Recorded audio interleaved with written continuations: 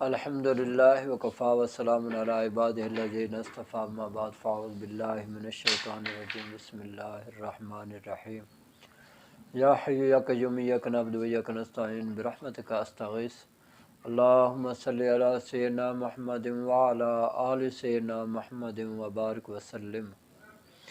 میرے پیارے دوستو، السلام علیکم ورحمۃ اللہ وبرکاتہ۔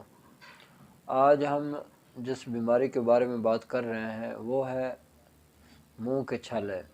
اس سے پہلے ہم منہ کے چھالوں کے بارے میں 2 ویڈیو بنا چکے ہیں۔ ایک وہ چھالے ہوتے ہیں جو سفید ہوتے ہیں، اعصابی تحریک کے ہوتے ہیں، اور دوسرے سرخ رنگ کے چھالے جو ذاتی تحریک کے ہوتے ہیں۔ آج ہم جن چھالوں کے بارے میں بات کر رہے ہیں وہ ہیں پیلے چھالے، یعنی منہ میں نا پیلے کلر کے چھوٹے چھوٹے یا بڑے بڑے چھالے سے بن جاتے ہیں، اور منہ زبان کے اوپر بھی نکل آتے ہیں، اور منہ کے اندر جو جھلیاں ہوتی ہیں وہاں بھی نکل آتے ہیں، جس سے مریض کو بڑی جلن ہوتی ہے، تکلیف ہوتی ہے، کھانے پینے میں دشواری ہوتی ہے۔ تو مریض جو ہے نا وہ بڑا ہی تنگ ہوتا ہے اس بیماری سے۔ تو یہ دراصل ان مریضوں کو نکلتے ہیں جو گرم چیزیں استعمال کرتے ہیں، یعنی کہ کثرت سے وہ گوشت بھی کھا رہے ہوتے ہیں، پکوڑے، برگر، سموسے اور اس طرح کی گندی چیزیں۔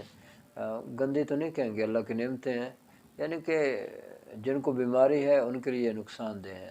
تو میرے منہ سے یہ بات نکل گئی ہے کہ اس چیز کو گندہ نہیں کہنا چاہیے۔ ساری اللہ کی نعمتیں بہت ہی اچھی ہیں، بہت ہی پیاری ہیں، اللہ تعالیٰ مجھے معاف فرمائے۔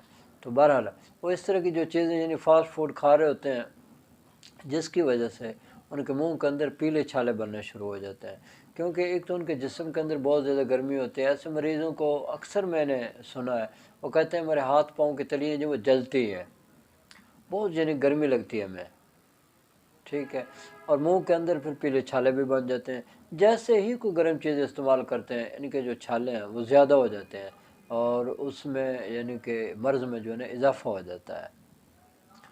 تو یہ ہوتے ہیں اصل میں نا گرمی کے چھالے ہوتے ہیں۔ تو اس کا جو طریقہ علاج ہے وہ اس طرح کی چیزیں استعمال کریں۔ ایک سب سے پہلے تو جو ہے نا ان کا جو سرخ مرچ وہ بند کر دینی چاہیے، اور ان کو کالی مرچ، ادرک، لہسن پہ لے آنا چاہیے۔ ان کے جو سالن ہے، کدو، ٹینڈا، شلجم، گاجر، مولی، اس طرح کے سالن بنا کر کھانی چاہیے، کیونکہ اگر آپ گرم چیزیں استعمال کریں گے یہ تو مرض بھی آپ کو بڑھے گا، اور خطرہ ہے کہ سوزاک ہونے کا خطرہ ہوتا ہے۔ تو اس لیے ٹھنڈی چیزیں استعمال کریں، کھیر بنا کر آپ استعمال کریں، کسٹرڈ بنا کر آپ استعمال کریں، اور گنڈھیریاں جو ہیں وہ اگر طاقت ہے آپ کے اندر چوسنے کی تو وہ آپ استعمال کریں، ٹھیک ہے جی، گنے کا رس جسے کہتے ہیں وہ آپ استعمال کریں، ٹھنڈی چیزیں استعمال کریں، اس سے آپ کا مرض جو ہے انشاءاللہ کنٹرول ہو جائے گا۔ تو اس کے لیے جو میں آپ کو ایک نسخہ بتانے جا رہا ہوں وہ آپ یہ نسخہ لکھ لیں، اس سے انشاءاللہ کافی فائدہ ہوگا۔ ہاں، اس سے یہ جو مرض ہے نا یہ آپ کا ختم ہو جائے گا انشاءاللہ تعالیٰ۔ صرف آپ 10 دن استعمال کریں گے، آپ دیکھیں گے آپ کا یہ مرض ہمیشہ کے لیے ختم ہو جائے گا، پھر دوبارہ نہیں ہوگا اللہ کے حکم سے۔ تو آپ نے کیا کرنا ہے، آپ نے کرنا ہے جی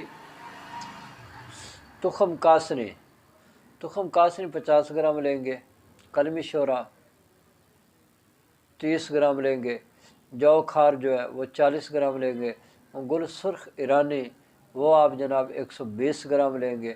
اسی کے اندر ہی آپ نے جناب سندل سفید یا زیرہ سفید، کوشش کریں سندل سفید مل جائے، وہ 20 گرام ڈال لیں، اور کشنیز جو ہے وہ آپ اس میں 50 گرام ڈال لیں، اور اللہ آپ کا بھلا کرے۔